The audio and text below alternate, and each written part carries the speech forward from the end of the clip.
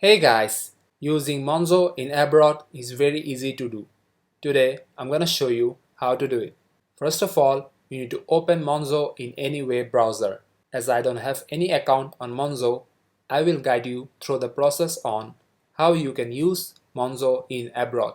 So Monzo won't actually block your card if they see that you're using it in a different country. Instead, they will let you know the local exchange rate when you arrive and send you a spending summary of your trip when you get home. Monzo also won't mark up the exchange rate, so you are always getting the best possible deal.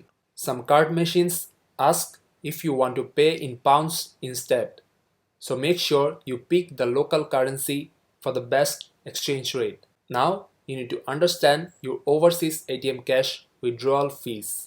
There is a fee of 3% for withdrawing cash over your ATM limits. Those who meet the criteria for higher allowances get unlimited fee-free cash withdrawals in the UK and European Union, and fee-free withdrawals on up to £200 everywhere else.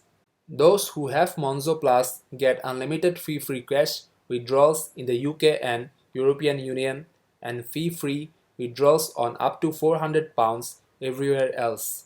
Monzo Premium users get unlimited fee-free cash withdrawals in the UK and European Union and fee-free withdrawals on up to £600 everywhere else.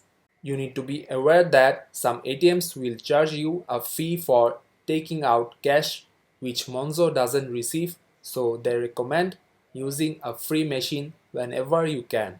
And lastly, take a spare card just in case. Your Monzo card should work anywhere that accepts MasterCard, and it does work in the vast majority of cases. But some customers do report occasional issues. It is always a good idea to have a backup just in case. So these are some ways you can use Monzo in abroad.